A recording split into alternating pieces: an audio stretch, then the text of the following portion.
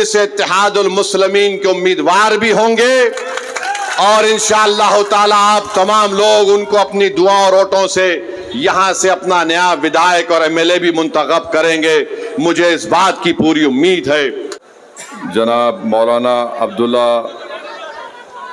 कमर सालम साहब, मैं आज भी चैलेंज कर रहा हूं बीजेपी को कि बताइए आप इसमें एक ऐसा सेक्शन बताइए जिससे मुसलमानों को फायदा होगा। मोदी बोलते हैं कि गरीबी मुसलमानों में खत्म हो जाएगी। क्या आपने 11 साल में गरीबी का खात्मा किया? क्या आपने 11 साल में भारत में गरीबी का कोई खात्मा किया? कुछ नहीं किया। अरे ये हमारी जायदाद, और ये टीवी पर बैठकर लोग बोलते हैं आपको कितना फायदा हुआ। अरे हमारे को फायदा इतना हुआ कि अगर हम यहां से निकलकर इस जलसे के बाद अपनी जोहर की नमाज अदा करने जाएंगे, जब हम उस जमीन पर सजदा करेंगे तो अल्लाह हमारे गुनाहों को माफ करता है। जब हम नमाज पढ़ते हैं तो अल्लाह हमारे गुनाहों को माफ करता है। जब हम हय्या अलस सलाह हय्या अलल फलाह की सदाएं देते हैं तो अल्लाह हम पर रहमत की नजरों से देखता है। तो ये आप हमसे मत पूछो कि हमारा क्या फायदा है। हमारा फायदा मस्जिदों को आबाद करने से है। आपको लगता है कि पैसे तुमको कितने मिले?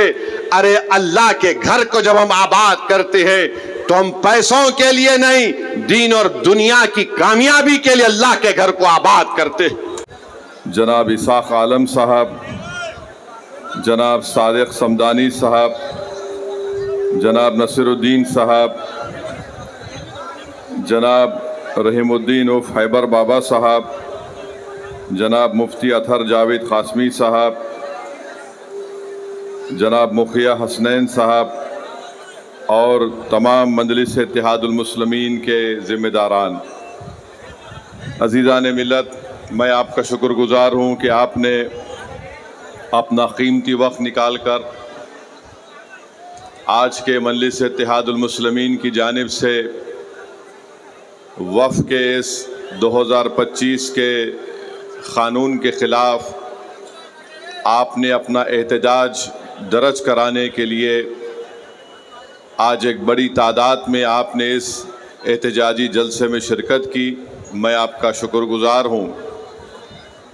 मेरे अज़ीज़ दोस्तों और बुज़ुर्गों, आप और हम जानते हैं कि हमारे वतन अज़ीज़ में कश्मीर में पहलगाम के मुकाम पर पाकिस्तान से आए हुए दहशतगर्दों ने हमारे भारत के नागरिक जो वहाँ पर पहलगाम में बहैसियत एक मुसाफिर या टूरिस्ट गए थे, पाकिस्तान से आए हुए दहशतगर्दों ने उनको, महिलाओं को, ख़वातीन और बच्चों को अलग किया, मर्द लोगों को अलग करके उनका नाम पूछकर, उनका मज़हब पूछकर, और जब उन्होंने अपना नाम और मज़हब हिंदू बताया तो पाकिस्तान से आए हुए दहशतगर्दों ने उनको गोली मारकर उनका क़त्ल कर दिया। तो मेरी आपसे गुजारिश है कि ये ऐसा दर्दनाक वाक़या है कि हम जितनी भी इसकी मज़म्मत करें वो नाकाफ़ी होगा। हम कम से कम बहादुरगंज में आज उन तमाम मरने वालों के लिए इज़हार ताज़ियत के तौर पर हम 1 मिनट की खामोशी मनाएंगे और उसके बाद मैं अपने मौजू पर आऊँगा।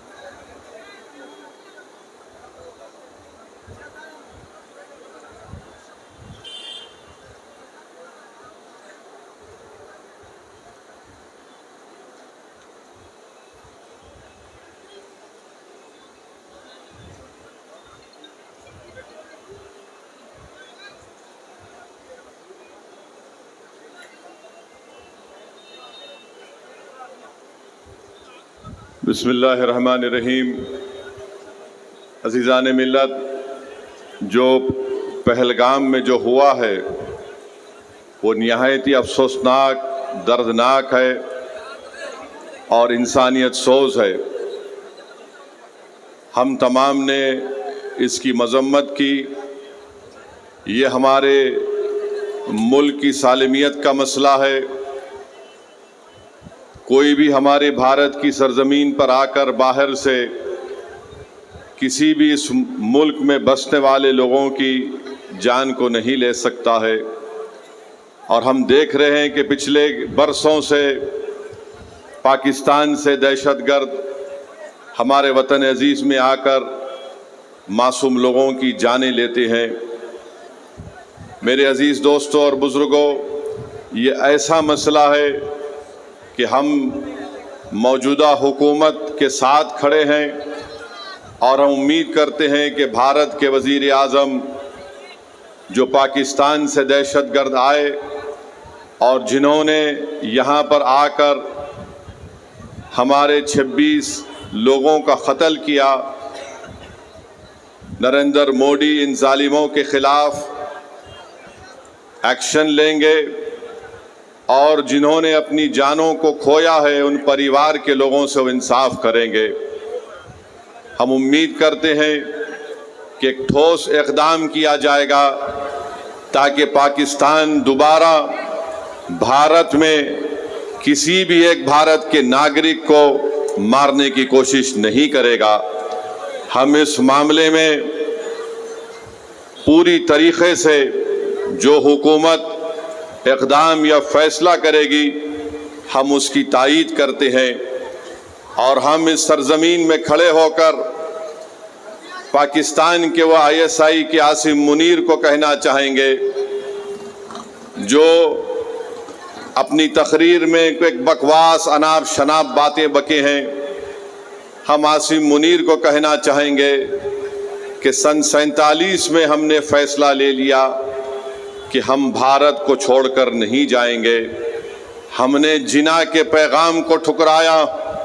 भारत ही हमारी सरज़मीन थी, भारत ही हमारी सरज़मीन है और इंशाअल्लाह भारत ही हमारी सरज़मीन रहेगा।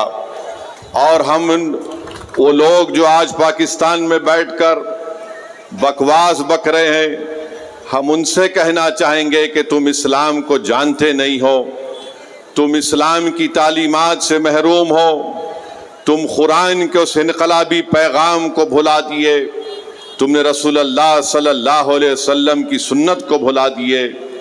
तुम ऐसे मुल्क में बैठकर जहाँ पर अंदरूनी तौर पर किसी को महाजिर कहा जाता है, किसी को पठान के नाम से पुकारा जाता है, तुम्हारे मुल्क में इतनी गरीबी है कि गरीबी की वजह से लोग आज वहाँ पर परेशान हैं। अफ़गानिस्तान से तुम्हारा झगड़ा, ईरान की बॉर्डर पर तुम्हारा झगड़ा है। आज पाकिस्तान में बैठकर लोग इस तरह की अनाप शनाप बकवास बकते हैं। पाकिस्तान एक फेल्ड नेशन है और याद रखिए ये ताकतें कभी भी भारत को सुकून से रहने नहीं देंगी।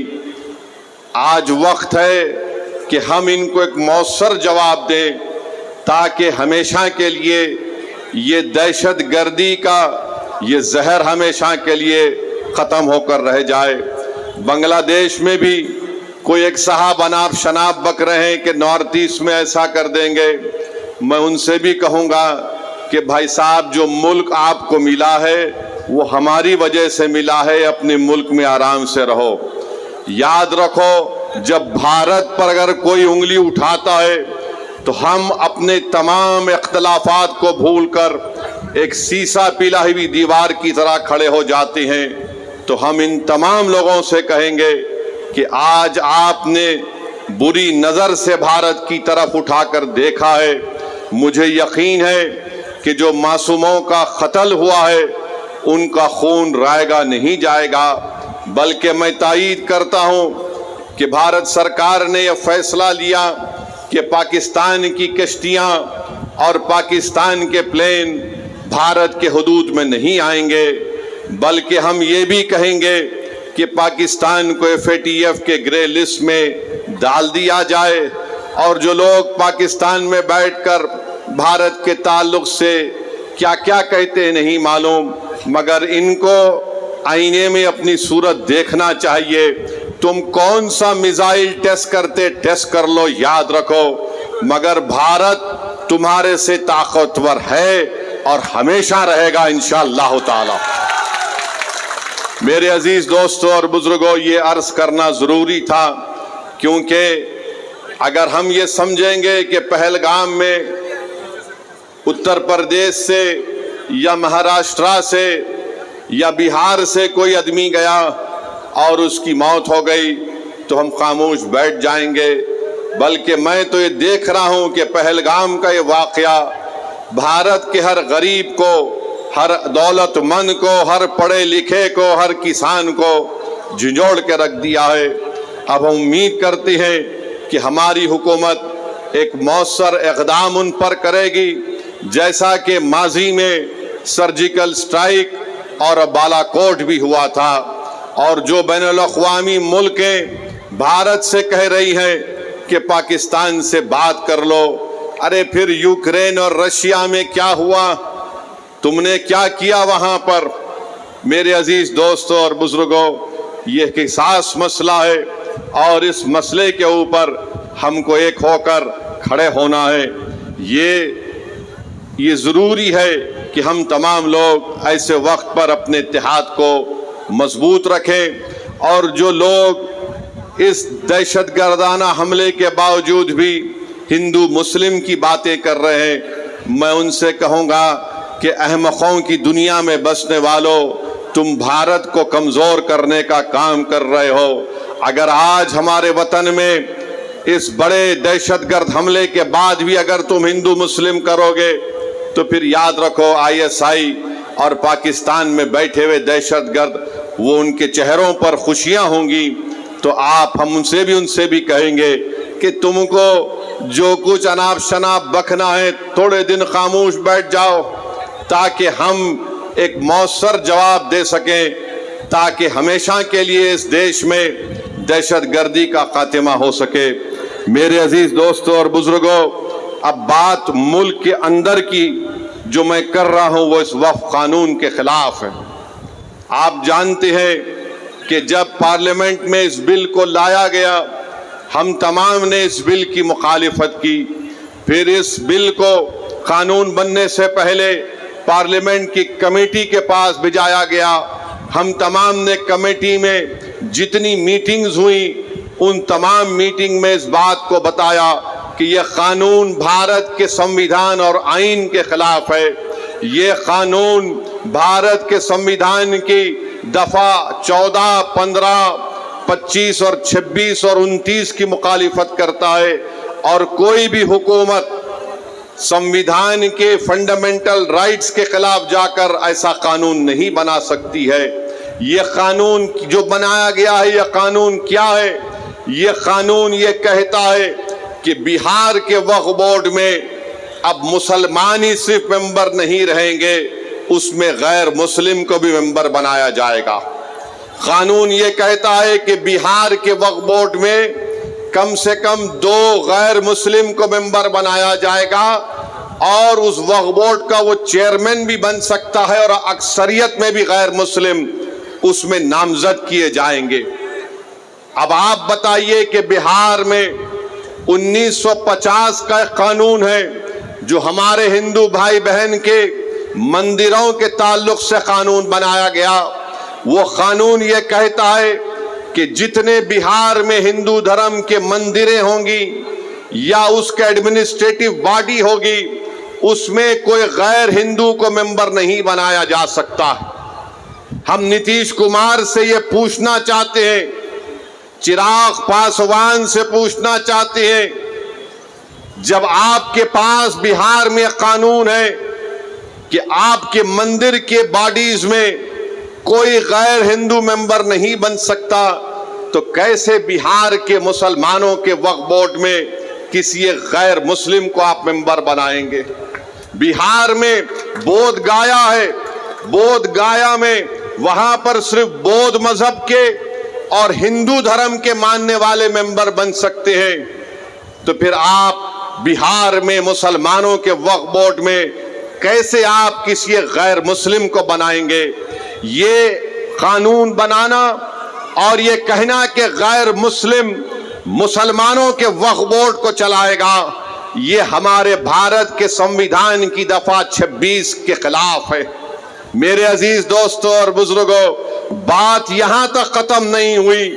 अब कानून ये भी कहता है कि वही मुसलमान अपनी जायदाद को अल्लाह के लिए वक्फ कर सकता है, वही कर सकता है जो 5 साल से मुसलमान हो। आप बताइए कौन तय करेगा बिहार में आकर कि क्या ये 5 साल से मुसलमान है या नहीं? क्या नीतीश कुमार सर्टिफिकेट लिखकर देंगे हमको? क्या चिराग पासवान सर्टिफिकेट लिखकर देंगे कि 5 साल से मुसलमान है? क्या भारत के प्रधानमंत्री लिखकर देंगे सर्टिफिकेट ये 5 साल से मुसलमान है? मेरे अजीज दोस्तों और बुजुर्गों, ये किसी भी धर्म में इस तरह का कानून नहीं है। जो किसी धर्म का होता है वो अपनी आस्था की बुनियाद पर अपने जिस भगवान या अल्लाह को मानता है वो अपनी प्रॉपर्टी को, जायदाद को दे देता है। मगर मुसलमानों से कहा जा रहा है कि आपको 5 साल तक आपको ये बता रहा, आप उस 5 साल तक जायदाद नहीं दे सकते। कौन आकर फैसला करेगा? और अगर कोई एक महिला होगी, कोई हमारी बेटी होगी, बहन होगी, तो कौन जाकर उसको पूछेगा?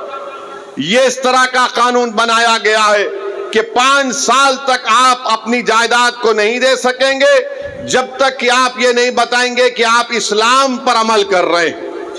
क्या मेरी दाढ़ी नरेंद्र मोदी से बड़ी है तो क्या मैं मुसलमान हो गया?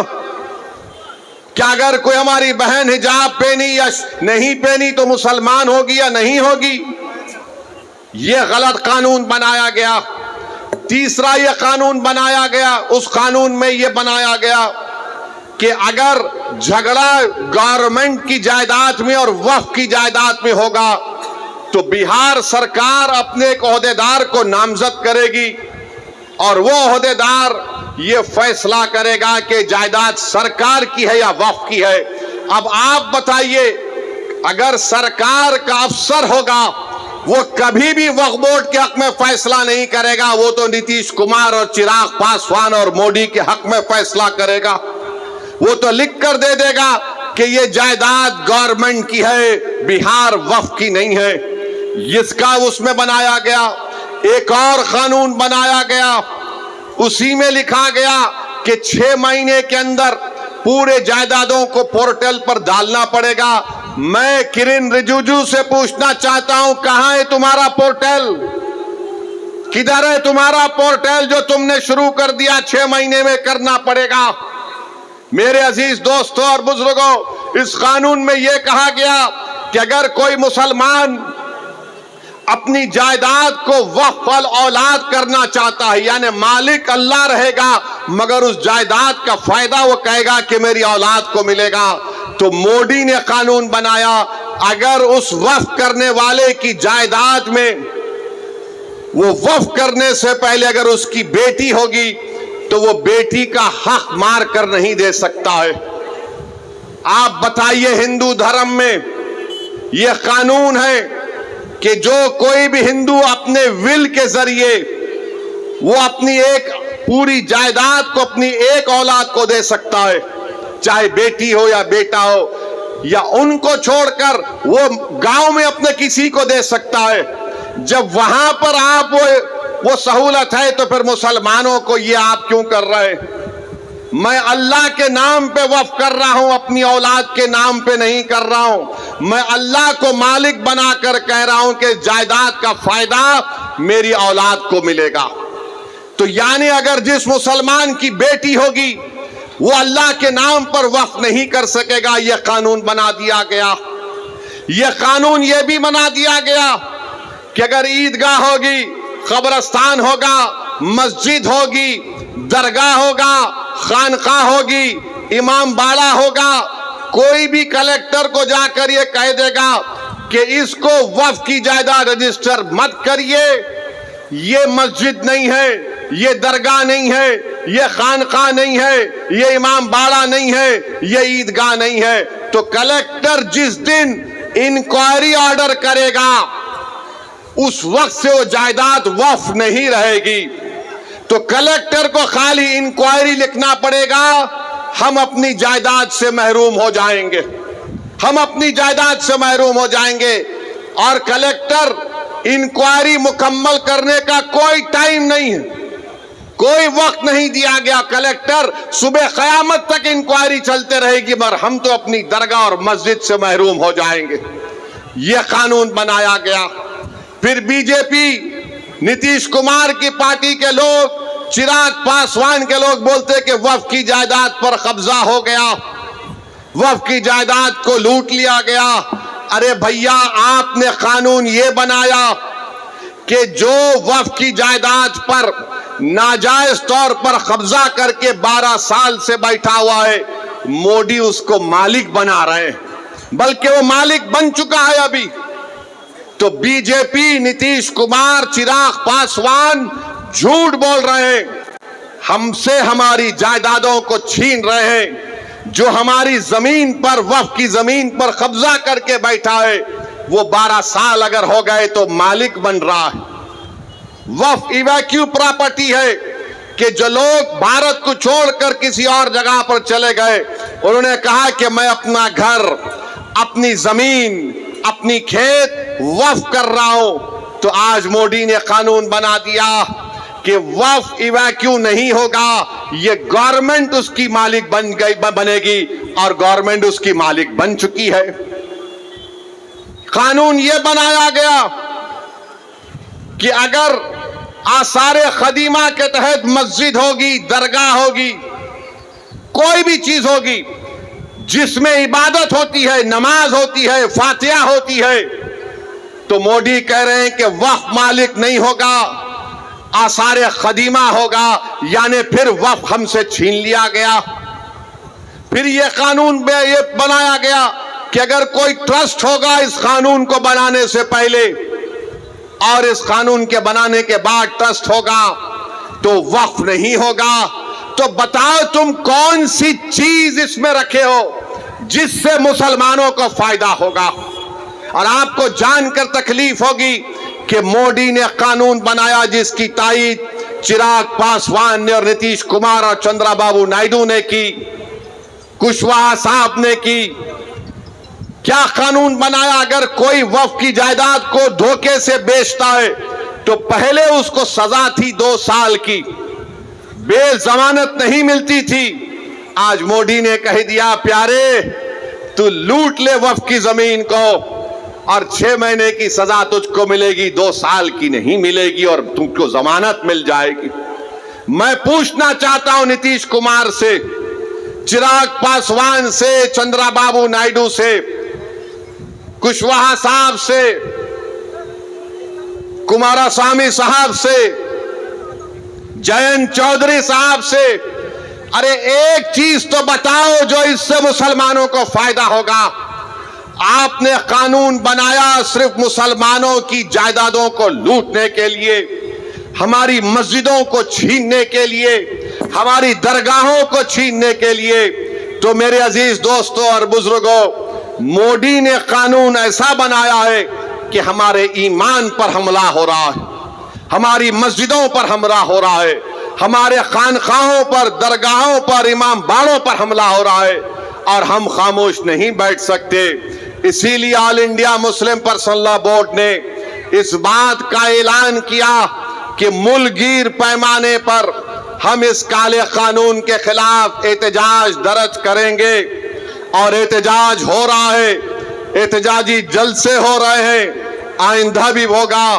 तो मेरी आप तमाम से ये गुजारिश है कि आप इस एहतजाज में शिरकत करिए। हम उस वक्त तक एहतजाज करेंगे जब तक कि मोदी की हुकूमत इस काले कानून को वापस नहीं ले लेती। हम एहतजाज इसलिए कर रहे हैं कि जिस जमीन का, जिस मस्जिद के लिए हम एहतजाज कर रहे हैं, उसका मालिक अल्लाह है। हम हरगिज किसी भी हालत में इस मस्जिद को, इस दरगाह को, इस जमीन को जिसका मालिक अल्लाह है, हम हुकूमत को ये नहीं इजाजत दे सकते कि आप उस पर कब्जा करके वक्फ बोर्ड को नुकसान पहुंचाए। और याद रखिए, वक्फ एक इबादत है, नमाज रोजा एक इबादत है, कुरान की तिलावत भी एक इबादत है, मगर वक्फ भी एक इबादत है। हुकूमत ने ऐसा कानून बनाया ताकि हमसे हमारी इबादत करने का तरीका भी छीन लिया जाए। तो मैं आपसे अपील कर रहा हूं कि मुसलमानों के खिलाफ ही इस तरह का कानून बनाया गया है। हुकूमत तंग नजरी के मुजाहरे कर रही है। हुकूमत संविधान के खिलाफ, जिसको बाबा साहेब अम्बेडकर ने बनाया, इस तरह का गलत कानून बनाकर हुकूमत ये बताना चाह रही है कि हम वक्फ की जायदादों को हासिल कर लेंगे। हम में जितनी जान है, इंशाअल्लाह ताला हम तमाम मिलकर पुरअमन तरीके से, जमहूरी तरीके से हम इस काले कानून की मुखालिफत करेंगे। मेरी आपसे गुजारिश है कि आप पर्सनल लॉ बोर्ड के एहतजाजी प्रोग्राम पर अमल करें और आप तमाम से अपील कर रहे हैं कि हम एहतजाज करेंगे। नीतीश कुमार भी जान ले, चिराग पासवान भी जान ले कि हम हर चीज को बर्दाश्त कर सकते हैं, मगर जो चीज का मालिक अल्लाह है, हम हुकूमत को उसका मालिक बनने नहीं देंगे। जिस जगह पर हमने अल्लाह अकबर कहकर मस्जिदों को आबाद किया, हम उस जगह को वीरान होने नहीं देंगे। जिस जगह पर हमारे बुजुर्ग उन कब्रस्तानों में आराम से सो रहे हैं, हम उस जगह पर तुमको छीनने नहीं देंगे। याद रखो, ये एक ऐसा मसला है कि हम खामोश नहीं बैठेंगे, हम एहतजाज करेंगे और उस वक्त तक एहतजाज होगा इंशाअल्लाह जब तक कि हुकूमत इस काले कानून को वापस नहीं ले लेती है। तो मेरे अजीज दोस्तों और बुजुर्गों, क्या आप पूरा साथ देंगे all India Muslim personal law board का? हाथ उठाकर जवाब दीजिए। बहुत बहुत शुक्रिया। अब हम एहतजाज को जारी रखेंगे और नीतीश कुमार को, चिराग पासवान को, नरेंद्र मोदी को इंशाअल्लाह ताला एक सियासी तौर पर उनको पैगाम मिलेगा कि बिहार हो या भारत हो, यहां पर हर मुसलमान, हर हमारा वो हिंदू भाई और बहन जो संविधान को मानता है, वो इस बात की इजाजत नहीं देता है कि क्या आप किसी के मजहब पर चलने से किसी को रोक दें। अरे जो कानून बिहार में मंदिरों के लिए अगर अच्छा है तो बिहार के मुसलमानों के लिए अच्छा क्यों नहीं हो सकता? जो कानून बोध गया के लिए अच्छा है तो फिर वह कानून बिहार के मुसलमानों के लिए क्यों अच्छा नहीं हो सकता है? तो मेरे अजीज दोस्तों और बुजुर्गों, आप ये झूठा प्रोपेगेंडा टीवी पर बैठकर बाज लोग बीजेपी की तरफ से आ जाते हैं, एनडीए की तरफ से आ जाते हैं। ये ऐसे अहमक लोग हैं जिनको कानून के बारे में एक लफ्ज नहीं मालूम। मैं आज भी चैलेंज कर रहा हूं बीजेपी को कि बताइए, आप इसमें एक ऐसा सेक्शन बताइए जिससे मुसलमानों को फायदा होगा। मोदी बोलते हैं कि गरीबी मुसलमानों में खत्म हो जाएगी। क्या आपने 11 साल में गरीबी का खात्मा किया? क्या आपने 11 साल में भारत में गरीबी का कोई खात्मा किया? कुछ नहीं किया। अरे ये हमारी जायदाद है और ये टीवी पर बैठकर लोग बोलते हैं आपको कितना फायदा हुआ।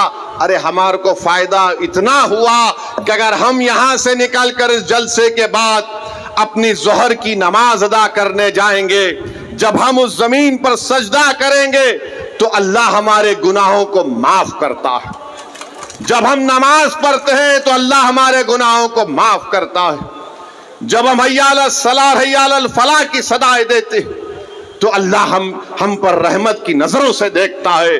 तो ये आप हमसे मत पूछो कि हमारा क्या फायदा है। हमारा फायदा मस्जिदों को आबाद करने से है। आपको लगता है कि पैसे तुमको कितने मिले? अरे अल्लाह के घर को जब हम आबाद करते हैं तो हम पैसों के लिए नहीं, दीन और दुनिया की कामयाबी के लिए अल्लाह के घर को आबाद करते हैं। अगर हम किसी के खानखा को जाते हैं तो पैसों के लिए नहीं जाते, अपने दिलों को और अपने नफ्स को साफ करने के लिए जाते। अगर हम ईदगाह को जाते हैं तो पैसों के लिए नहीं जाते, 30 दिन के रोजे रखने के बाद हम अल्लाह का शुक्र अदा करने के लिए ईद की नमाज पढ़ने के लिए ईदगाह को जाते हैं। अगर कोई हमारे शिया लोग अपने इमाम बाड़ों में मातम करते हैं तो अहले बैत के उस कुर्बानी को याद करके मातम करते हैं, उसमें पैसों के लिए नहीं, उनकी याद मनाने के लिए जाते हैं। तो मेरे अजीज दोस्तों और बुजुर्गों, आप और हमको मिलकर मुत्तहदा तौर पर इत्तेहाद को मजबूत करते हुए इस काले कानून की मुखालिफत में खड़े होना है।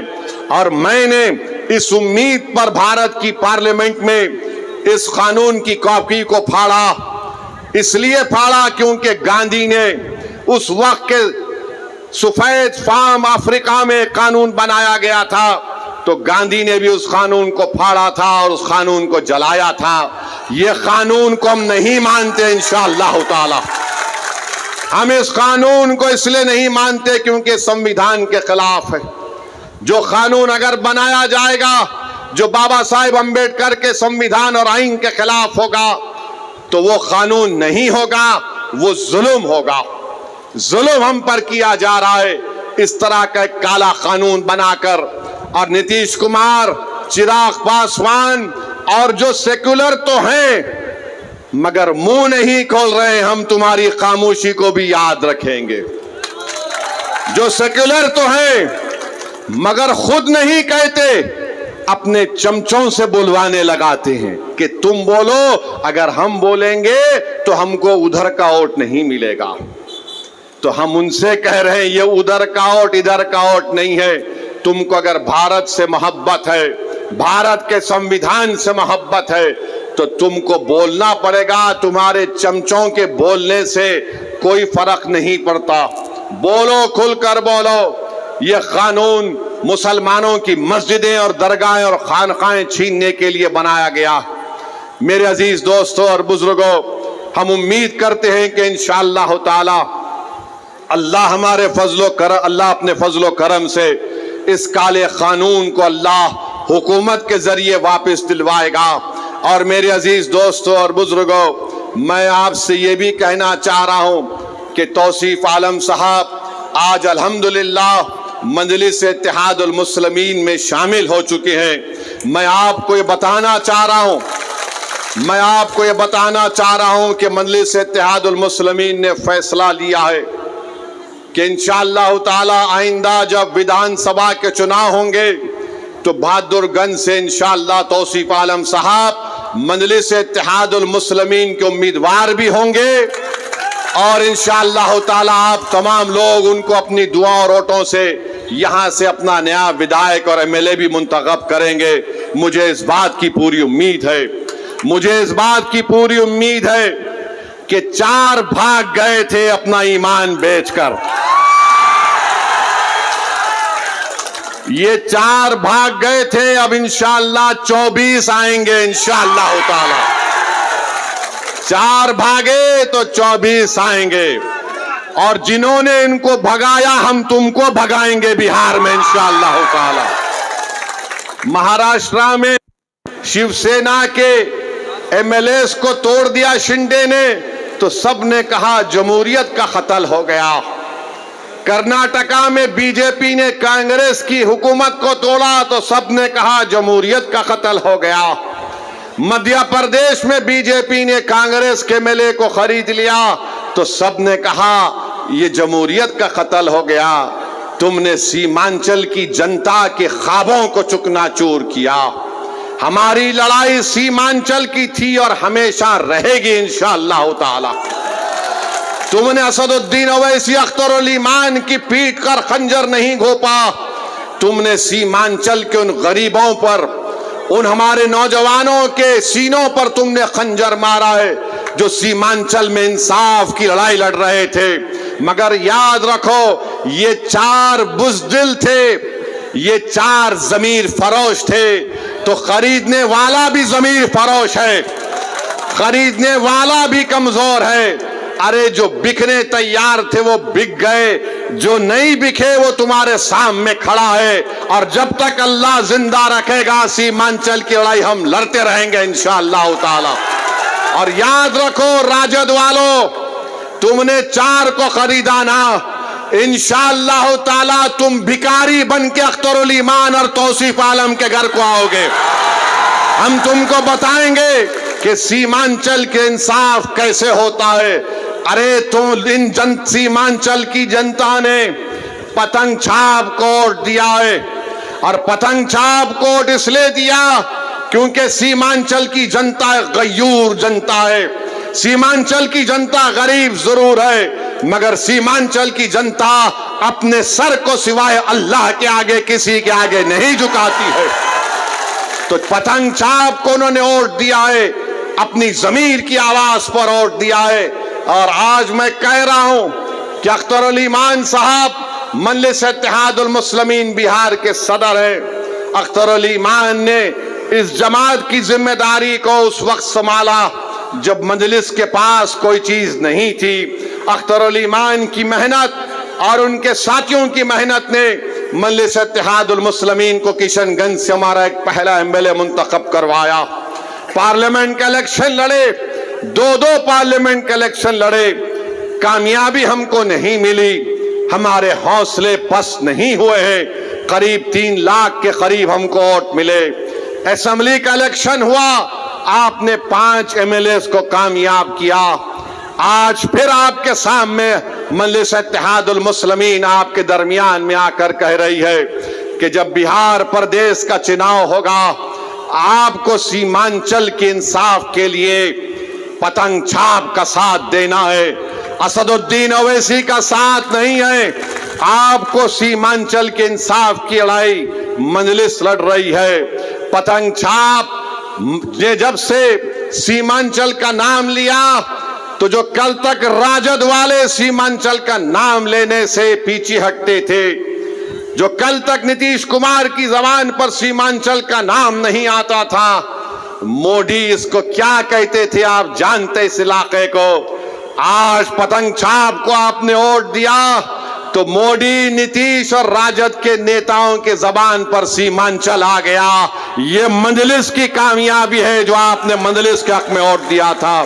तो मेरे अजीज दोस्तों और बुजुर्गों, अख्तरुल ईमान की क़यादत में मजलिस सीमांचल से लेकर बिहार के कोने कोने तक जा रही है, और मुझे यकीन है कि हमको कामयाबी मिलेगी। मैं उन तमाम से अपील कर रहा हूं जो आज बेजार हैं, तंग आ चुके हैं इस फिरका परस्ती को देखकर। मैं उन तमाम कायदीन से अपील कर रहा हूं जो किसी भी पार्टी में होंगे, मगर आज घुटन उनको महसूस होता है जब वो देखते हैं कि कैसे हमारी आंखों के सामने इस तरह के काले कानून को बना दिया गया। वो ये महसूस करते हैं, अपनी जमीर उनको पुकार पुकार कर उनसे कहता है कि वक्त आ चुका है कि बिहार में हम अपनी एक क़यादत को बनाएं। जब यादवों की क़यादत हो सकती है, जब कुशवाहा और कुर्मी की क़यादत हो सकती है, जब अप्रकाश की क़यादत हो सकती है, जब दलित भाई बहनों की सियासी क़यादत हो सकती है, तो क्या गरीब और मजलूमों की क़यादत नहीं बन सकती? मेरे भाई, ये फैसला आपको दोबारा करना, और मैं आपसे अपील कर रहा हूं कि हम अपनी क़यादत को बनाएंगे इंशाअल्लाह ताला, ताकि एक अख्तरुल ईमान, आपने देख लिया कि 4 भगोड़े तो भाग गए थे, सीमांचल के लिए एक काम नहीं कर सके, मगर एक अख्तरुल ईमान पूरे बिहार असेंबली के लिए भारी पड़ चुका है। बिहार में एक अख्तरुल ईमान लड़ता है सीमांचल की आवाज बनकर। अगर अख्तरुल ईमान के साथ इंशाअल्लाह ताला बहादुरगंज की जनता तौसीफ आलम को अख्तरुल ईमान का बाजू बनाकर भेजाएगी।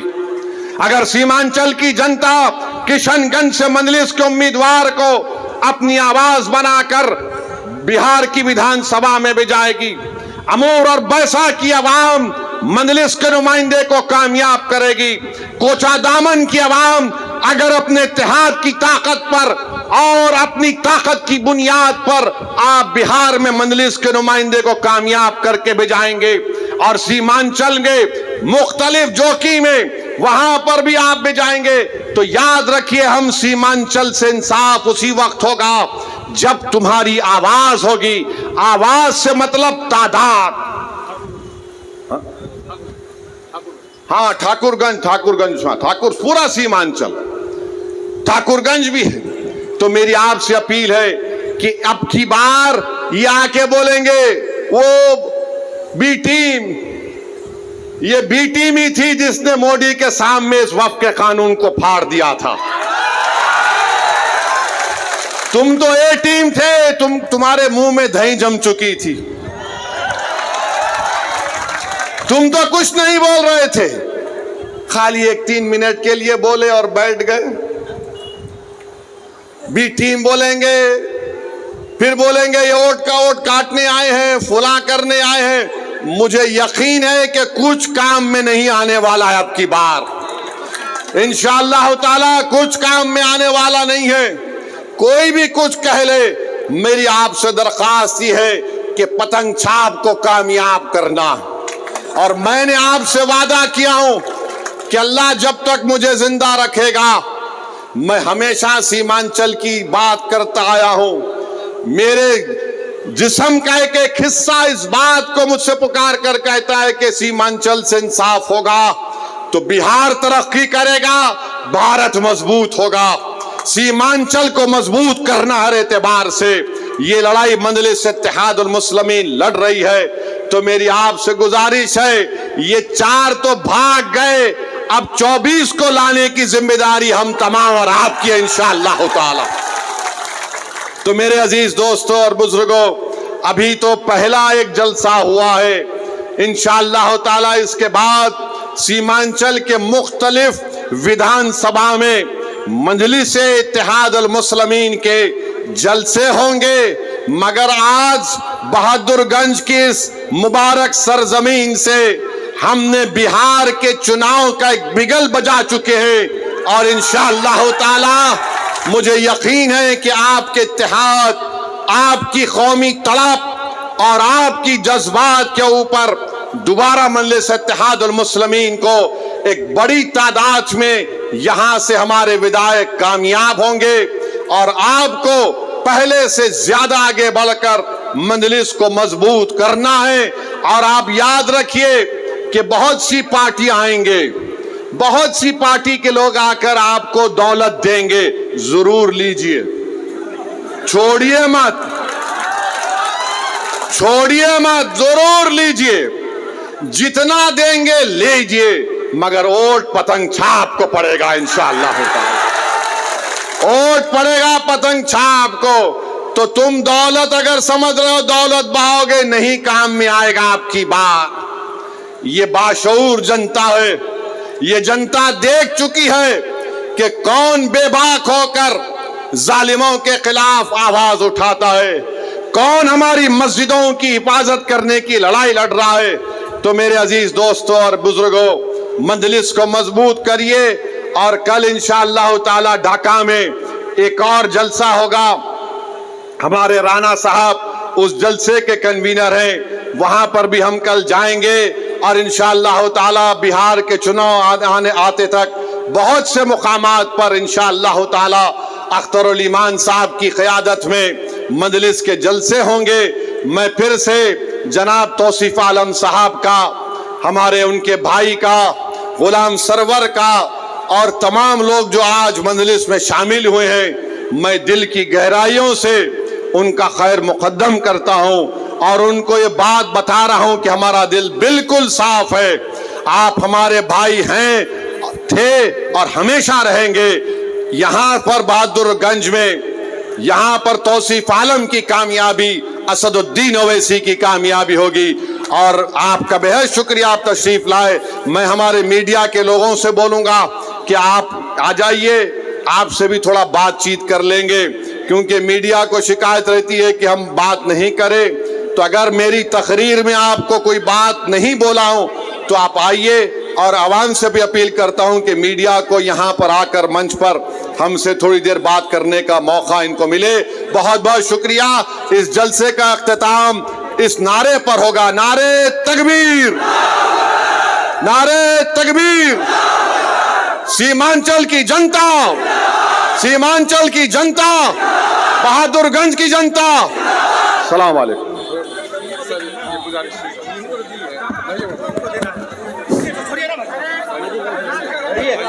भाई हमारे असदुद्दीन अवैसी साहब के जो गान है उनकी स्मार्ट वॉच कहीं गिर गए हैं, किसी के भाई को मिले स्मार्ट वॉच दे दें।